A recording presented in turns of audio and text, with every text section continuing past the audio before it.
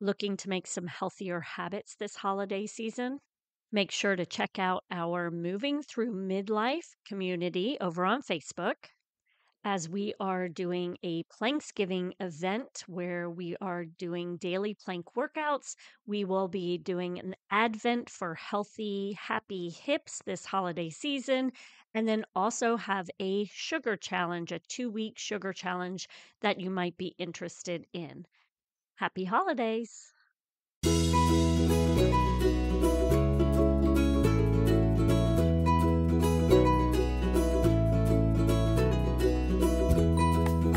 Welcome to Raising Healthy Humans, where you as a busy mom can come each week to find information on health and wellness for your family.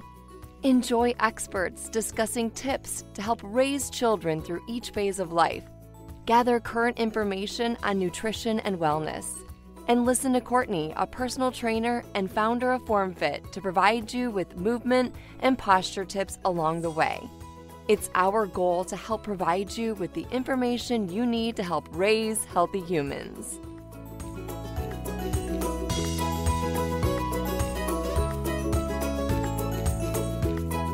I'm so excited for you to be able to listen in to this interview today. So James reached out to me a couple of months ago about a product that he had created. And as soon as I heard what it was, I was in 100%. Hadn't tasted it or anything. I knew it was going to be a hit. Once I tried the product, I was amazed. I mean, this is such a great product. I love it. And I want you to hear more about it. So today I have James Berry. He has 16 plus years in the culinary field. He started as a private chef, cooking for celebrities such as, these are big names here, Tom Cruise, George Clooney, Gerard Butler, Sean Puffy Combs, Barbra Streisand, and John Cusack.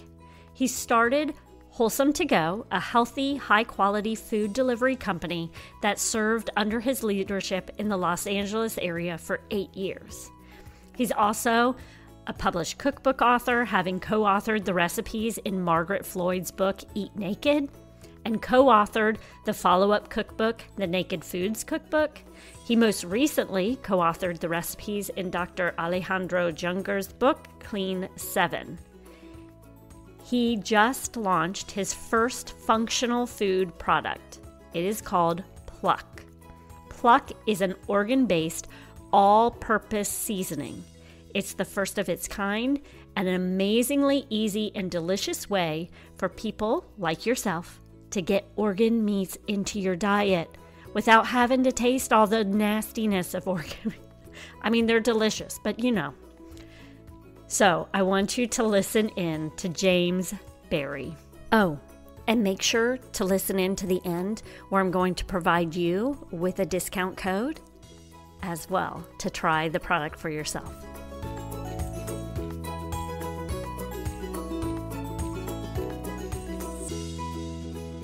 Yeah, I think it's funny. I mean, I know that there was probably a clear path, but sometimes I just feel lucky that I created. I mean, it feels almost divine in a weird way, because it's so rare to create a new food product these days that's not laboratory made. It just doesn't happen.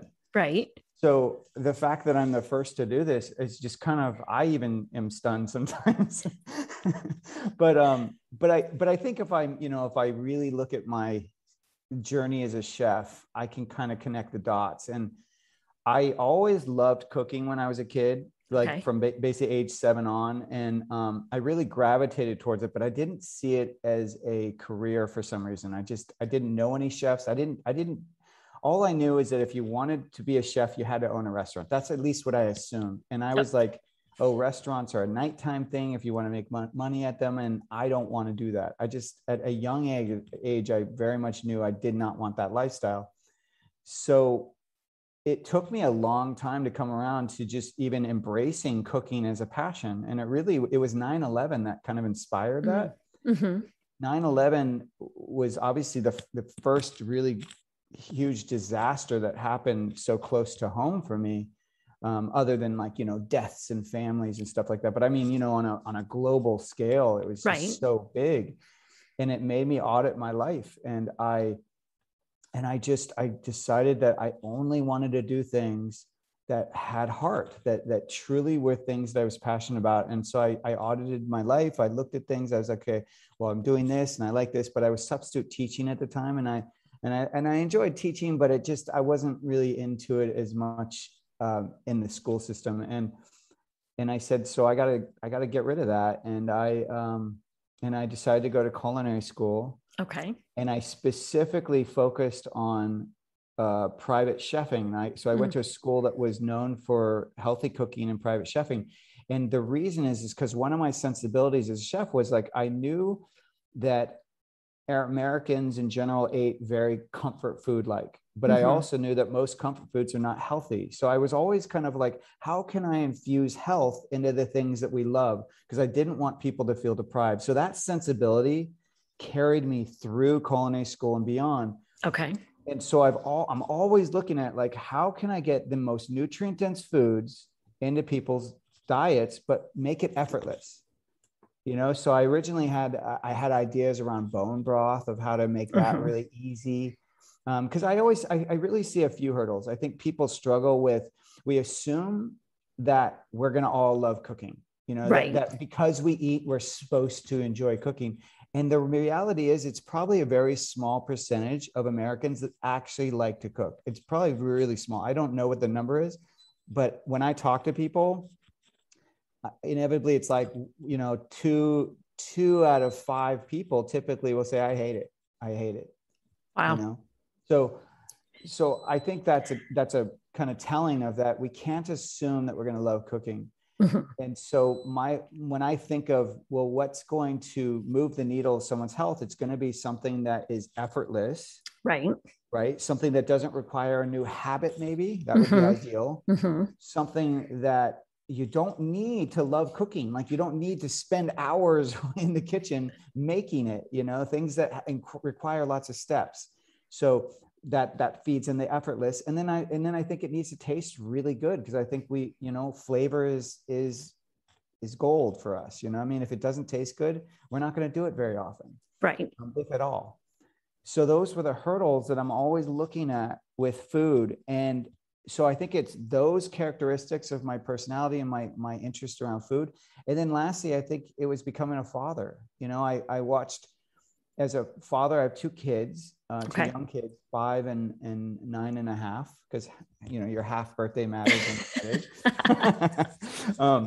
but so we had some experiences with both kids when they were really young. They got Shiga toxin, which can be very deadly for young kids and for the elderly. And it's kind of similar to E. coli. It's kind of like that. And what Shiga toxin did for them was that it made it so that they could not hold anything down. And so here I was, my daughter was, my oldest got through it pretty quick, but my youngest was already pretty thin and frail. And it really taxed her. Like I had to leave for a business trip when I thought she was on the other side of it. And so you can't hold anything down. It's diarrhea and basically throwing up the entire time, no matter what you put in. Water doesn't matter, right? It's just scary as a parent. And so I came back from that 1-day business trip. So I think it was total of 2 days that I was gone. And she was skin and bones. She was still experiencing it. It was so scary. And I think that was where the inkling started to happen around Pluck. Because it was like, okay, my daughter she can't eat anything right now. And she's getting 0 nutrients. I'm watching her waste away. So how can I get nutrients in her and bypass the whole like taste issue or like the issue of picky eating? Right. And eventually she was able to start eating toast. Okay. Which, we're not even huge bread people, but she's like, she could eat it. So we were like, go for it. And if anything, it became this issue because she kind of got addicted to toast. But here's now jumping to the future. So had I had Pluck then, so now Pluck is an organ-based seasoning. It's got liver, kidney, heart, spleen, and pancreas in it. And then I combine those organ meats, those desiccated organ meats, with spices and herbs to offset that flavor. Right. It's something you can sprinkle on at any point. So you could sprinkle it on, after you've cooked it. You don't even have to know how to cook. You could sprinkle on to-go food. Doesn't matter. It's going to up the nutrients of anything you add it to. So now with my youngest daughter, when she has toast, guess what she sprinkles on it? Oh, really? Yeah. She loved, they put it on everything. They put Pluck on everything. But like, as a parent, I'm like, oh my gosh, had I had this then, but even now I'm just so happy because I can get those whole food bioavailable nutrients that are in organ meats into my kids. And I do it. It's effortless. Like, right. They love the taste, but they even if they didn't, and let's just say I was a parent who didn't want to tell them what was in it, I could put it in anything and they wouldn't care. Right. Yeah. And you can't taste it. No, you really can't. Yeah. So if a listener is not sure about organ meats, why should we be eating organ meats? Yeah, it's a really valid question. And it's one that's really interesting because you think about it, our ancestors ate it. And I'm not talking about our Paleolithic ancestors. I'm talking about our grandparents. You know what I mean? Like and for some of us, our parents, depending on how old you are, but like, it wasn't that long ago that people were eating organ meats. And so the question is why aren't we? Because it's not a foreign food. You go all over the world and it's in world cuisine. I mean, Mexico's got menudo, which is the stomach, the beef stomach. Okay. Scotland's got haggis, which is actually a lot of things. It's like sheep or calf heart, liver, lungs mixed with suet, oatmeal, and then it's in another season and it's boiled in the animal's stomach. You know what I mean? So the UK has got steak and kidney pie. Ireland has got blood sausage, or also what it's called black pudding. France has got pâtés. It's like every other country is eating organ meats. But what happened here in the US? Right. What happened? And I have lots of ideas, but of course, no one really knows. So really what I'm campaigning for is for people to get back into eating organ meats, right? So it's not like it's a newfangled food, like, oh, you've never tried this. This is something our ancestors ate. And so why did they eat it? Well, it's packed with vitamins and minerals, packed full of them. I mean, I'm talking, basically like, well, I should say this, actually, here's a number that's really key. 92% of the US population is deficient in at least one or more vitamin or mineral. So right there, when you ask why organ meats, it's like, it's because we're all nutrient deficient in something. Right. So, and clearly we're not calorie deficient because 73% of men and 63% of women are either obese or overweight in the US. So it's not a calorie deficiency, it's a nutrient deficiency. That means the food that we're eating is not working for us. So that's why we need to turn towards foods like organ meats, or I even like to say nose to tail, because organs are so much more than just, liver, kidney, heart. It's like, that's the predominant three that people eat. But you really, when you look at an animal, they consider offal, which is another name for organs, which is a sad name, of course. That's what people think it tastes like. There's the negative connotation as to why we stopped eating. But actually, so offal is OFFAL. And what it refers to is the parts of the animal when they're butchering it that fall off. So that's where they think the name came from, offal. Okay. And it really basically includes every part of the animal except muscle and bone. So they count bone marrow as offal, but not the bone. Okay.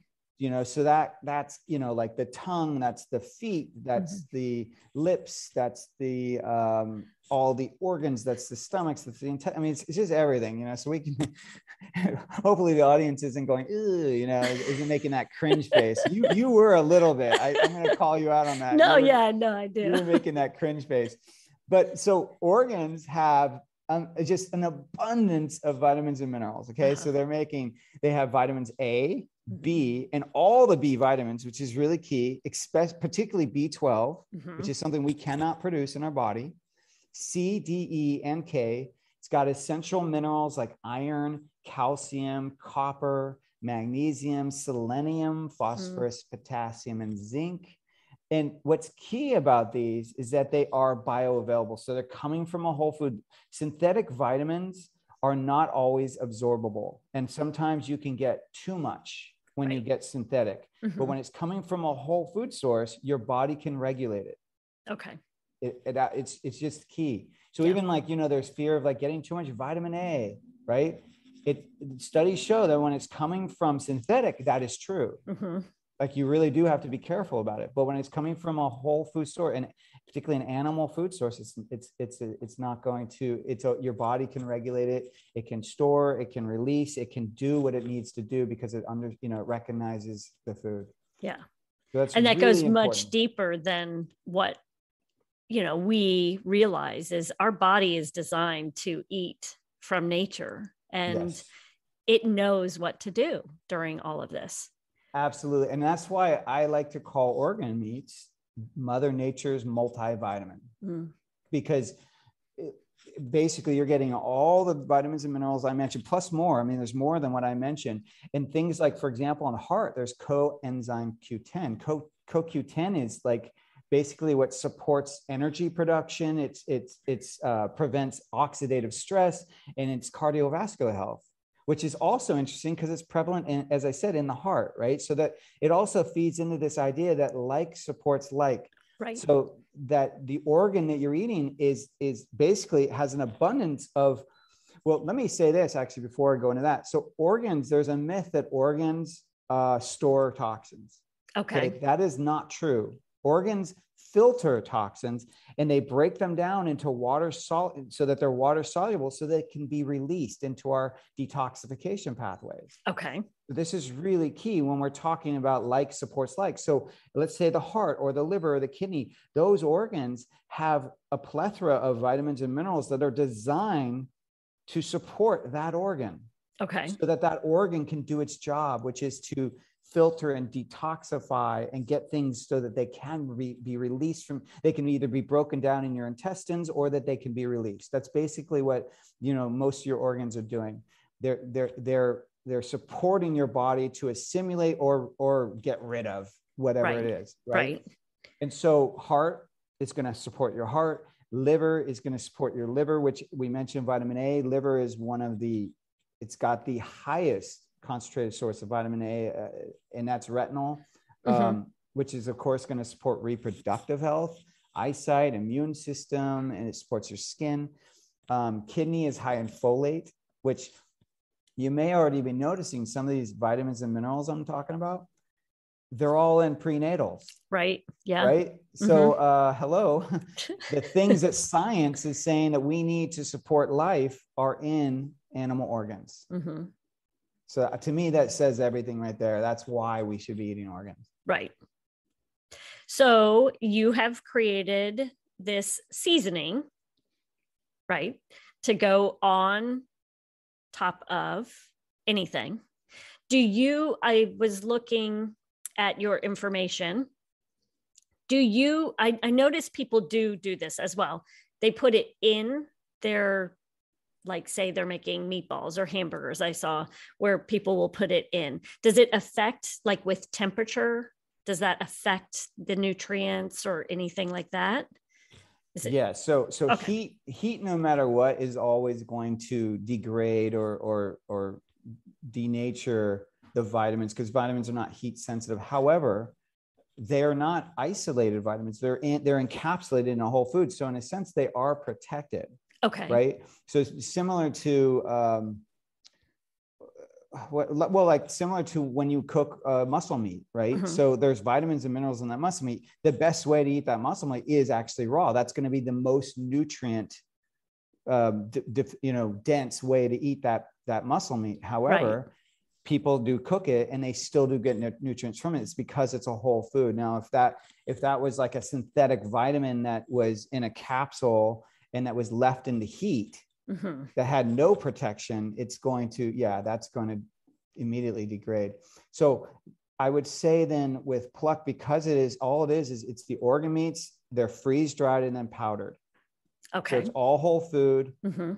It's not cooked. It's the freezing process and the freeze drying support, any issue, any contaminants in terms. Well, we're getting really clean organs from like grass-fed, grass-finished cows from small farms. So we're really, really keen on quality. Okay. So that's one thing. But then the process of the freezing, similar to how they do sushi, right? Sushi gets frozen for a certain amount of days to ensure that there's no, parasites or anything that could, get into you. But so it's just freeze dried, it's powdered. Even though it's a whole food and that it's going to be better than if it was synthetic, I still do recommend that if you flavor your recipe or your meal with Pluck, that you always finish with it as well, because you're going to maximize the nutrients. Right. If you use it really as a finishing salt. And honestly, we did it around Thanksgiving. We did like a Thanksgiving recipe guide, giveaway. And I was recommending, a lot of times, for example, when people are cooking a turkey, they put all the seasonings in it and on the outside of it. And I'm like, no, just cook your turkey. And then at the end, sprinkle tons of Pluck on it. Right. You want to maximize the flavor. And that's really the only way to maximize the flavor. And this has, it's definitely, like you had mentioned, it is like a finishing salt. It's delicious. Yeah. So everyone in my house has had some of it and they love it. Oh, it really awesome. Is something that, because I was a little, when you hear the organs, I've had good pate and I've had really bad pate. Yeah. And so I was a little nervous with this. I thought, I don't know, we'll see. And we put it on our wings. We made homemade wings and we put them on, and everybody loved it. They're like, this is so good. It tastes like a herbal salt is what it, you don't have that, what's the word that I'm thinking of, that kind of that irony, that metallic taste that that organs have. Yeah, you don't have that with this. I'm masking it absolutely with the organic spices. Really similar to how a pate is made. When you make a pate, typically you're putting in onions. You're trying to kind of offset that taste. So I just did it with spices and herbs. But I love hearing that. So thank you for sharing that. I truly love that.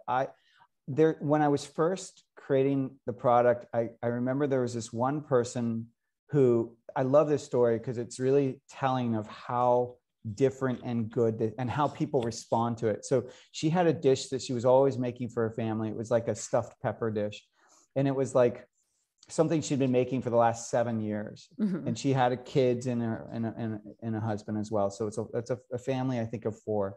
And it was always kind of one of those dishes. We all have these in our arsenal, like that dish that you just do every other week, every week or every other week, that is a safe bet. It's easy. You don't have to look at a recipe to make it. You've been making it so long. We all have that, right? And the family's probably kind of like, oh yeah, it's good. It's nothing amazing and it's not bad, right? It's kind of middle of the road because they've been eating it so much. And all she did differently was she put Pluck on it. That is the only thing differently. And that night she told me her family was like, oh my gosh, this is so good. What did you do? And they're freaking out. And she's like, it's just this new spice I'm trying. And their response though, was what I hear the most. It's like that I think it's the umami. I think it's I think it's also the organ nutrients. I think it's our bodies going like, oh, I want more of this. And I think it's the umami. I think umami makes things taste better. It's it's the 5th taste. Our other 4 are, bitter, sour, sweet, and salty.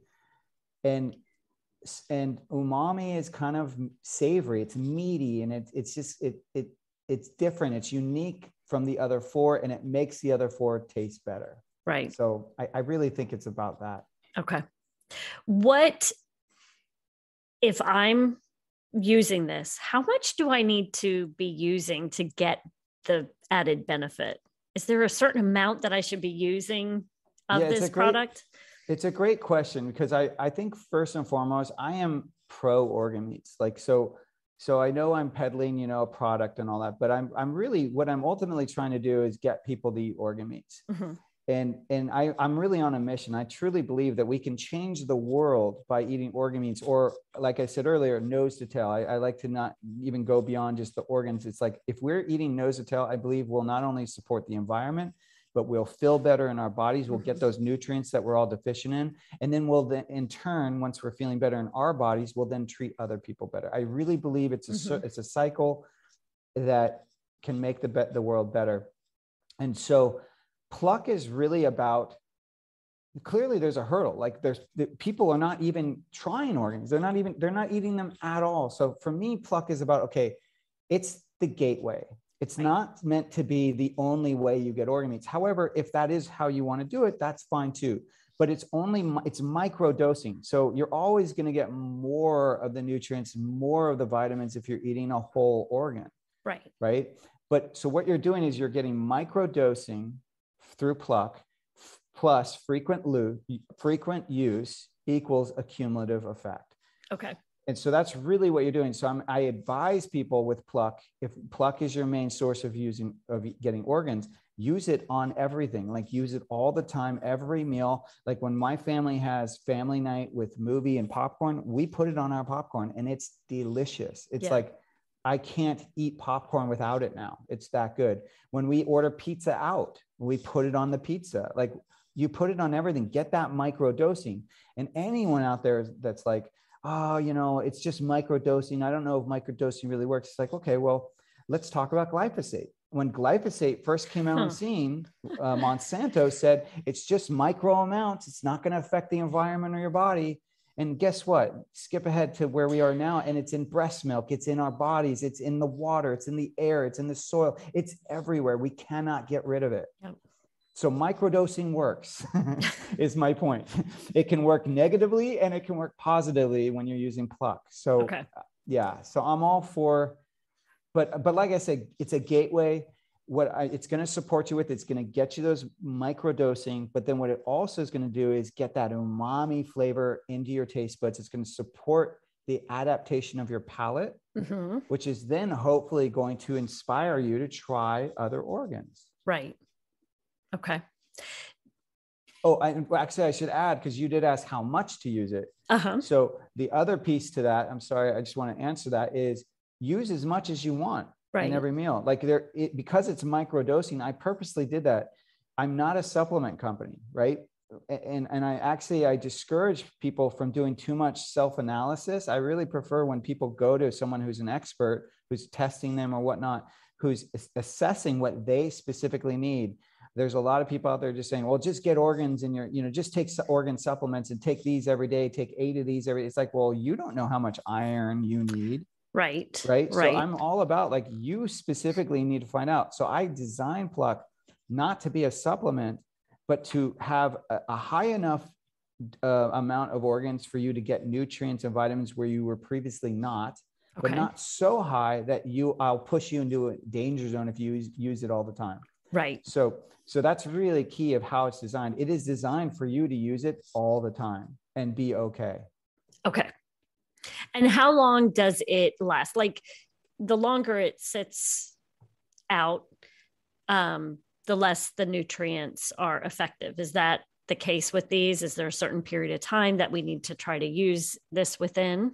Well, that's true with every food, spice, everything has a shelf life. But so because this is freeze dried and powdered, freeze dried, it has very low moisture. So it actually has a 2-year shelf life.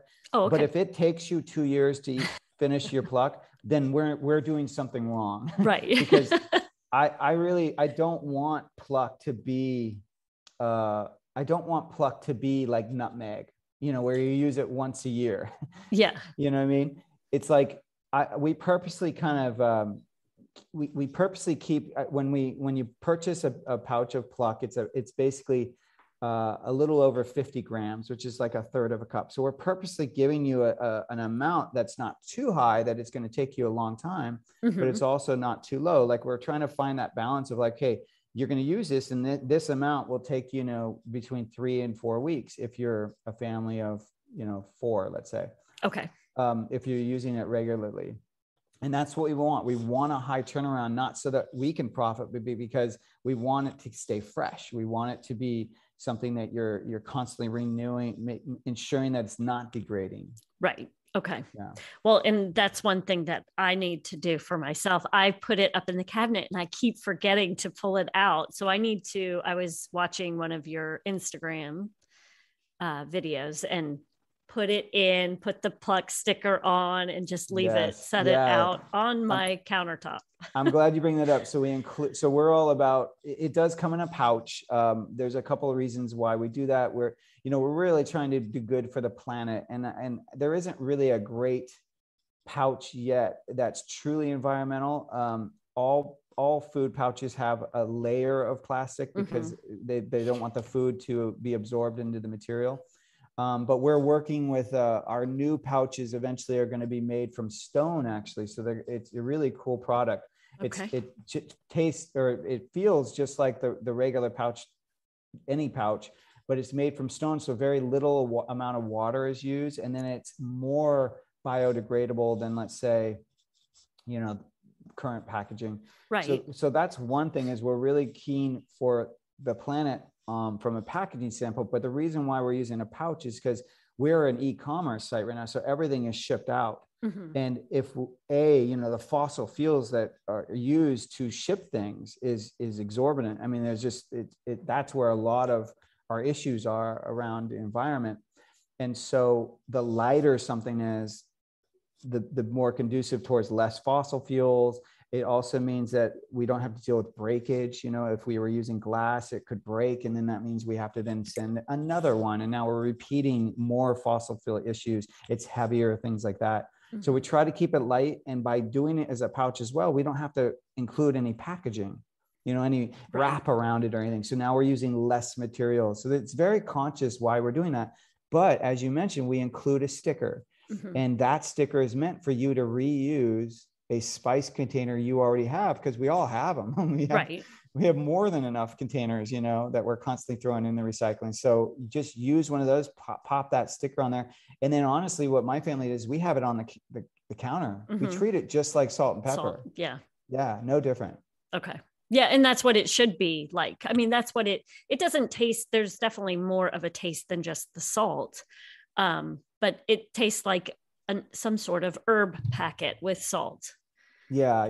I agree. To me, it's like, we get told that it kind of has that, it's truly an all purpose. I mean, you can put it on any protein, from fish to chicken to, we've even put it on oysters, and it's super good. So you really can put it on anything. You can put it on any vegetable. It goes well with eggs, anything with butter, it just goes really well with. And it just has that, it has a little lemon zest in it. So it's got a little lemony herb thing to it. But I find it's like Lowry's all purpose, or like Old Bay, or what is that?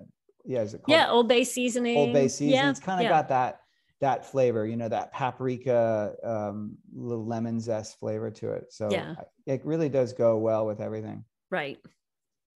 Yeah. Okay. So you mentioned that you like for people to start eating more organs. Is there one that you recommend we start with? Yeah. Other than your Pluck? I know, right? Like I said, Pluck really is the gateway. It's just so easy because you don't need to know how to cook. And as you mentioned, it doesn't taste like organs. Right. So it is that gateway. But then next, what I recommend typically is that people, there's really two options. You either can purchase some liver, beef liver, I recommend. Okay. And well, I'm going to give you kind of two steps because really you can go either way. So one would be to buy beef liver, and usually when you get it, it's frozen. Keep it frozen, and then grate it when you're making like hamburgers or meatloaf or anything with ground meat. Grate it into that ground meat, and just start off small. Maybe do a tablespoon or two. So for a pound of meat, I would use at first maybe 1 tablespoon, and then titrate up. But I find you don't want to go past like 1/4 of a cup if you're using a pound. So 20 to 25% of that can be organ meat, but anything beyond that, and then you start to taste it. Right. And it could change the texture as well. Okay. So you can do that. And the reason I say keep it frozen is because then you're not overwhelmed with, oh, now I have this defrosted liver I have to deal with.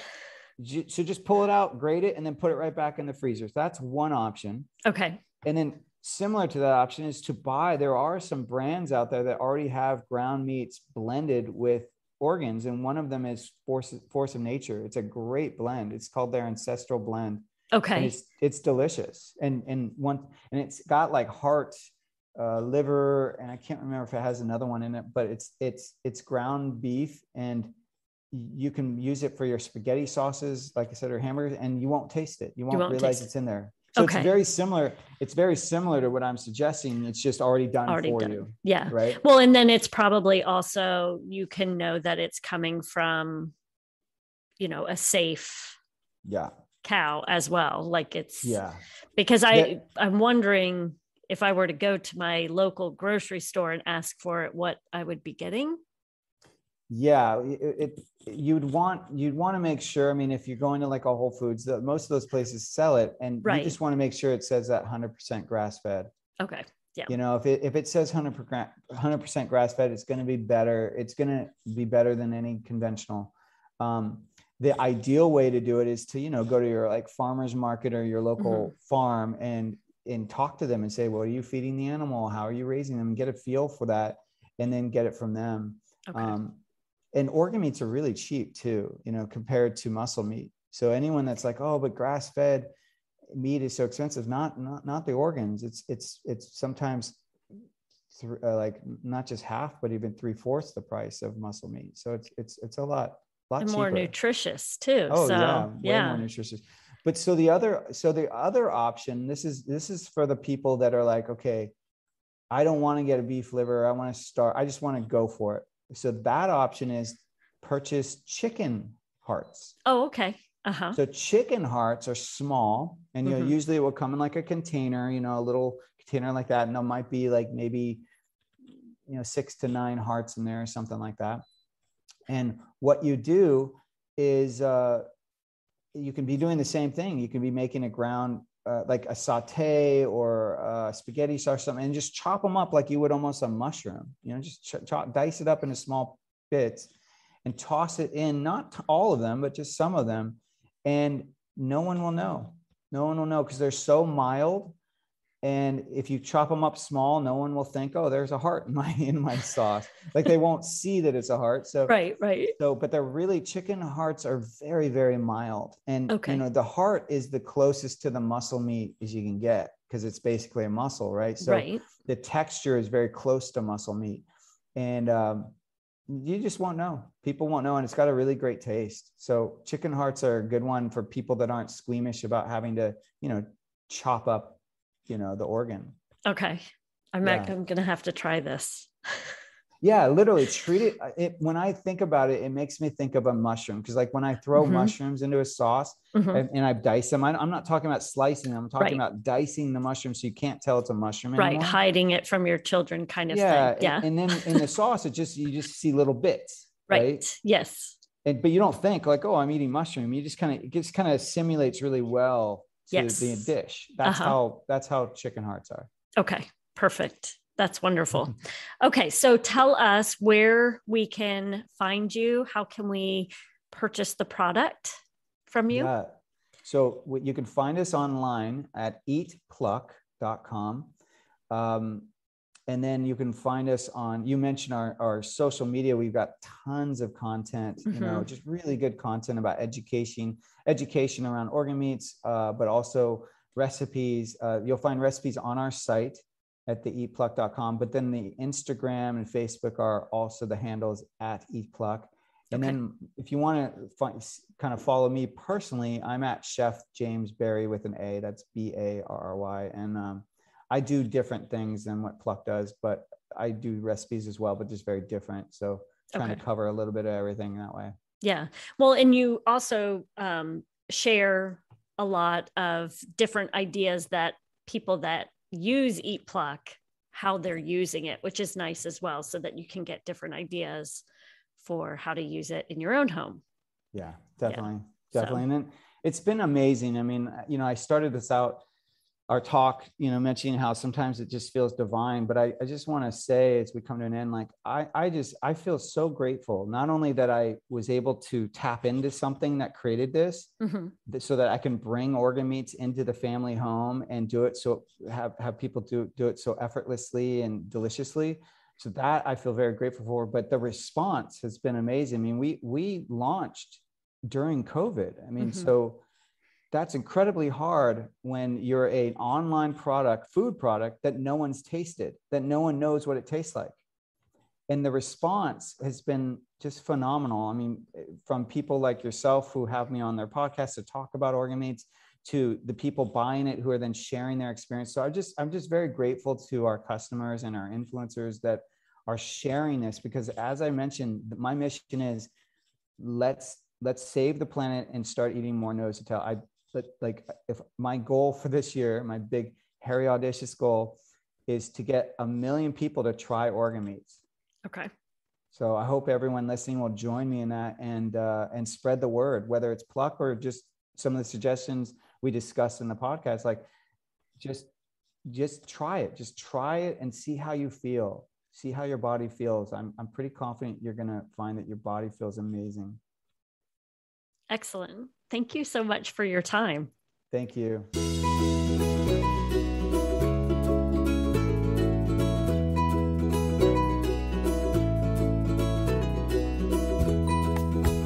Thank you so much for taking time out of your day to listen to my conversation with James. I hope you found all the information he provided in regards to eating organ meats and his product Pluck valuable, and would love for you to give his product a try. I promise you, you will not be disappointed. This stuff is truly delicious and can be put on almost anything. You can save 10% by using the code FORMFIT. That's FORMFIT,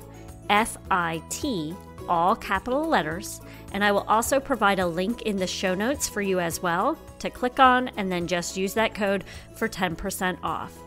Make sure to let me know in the FormFit Mom community if you get it, if you tried it, and how you like it. Make sure to follow James. Again, all the information will be in the show notes. He has a wealth of information, great recipes that he provides as well on his Instagram page.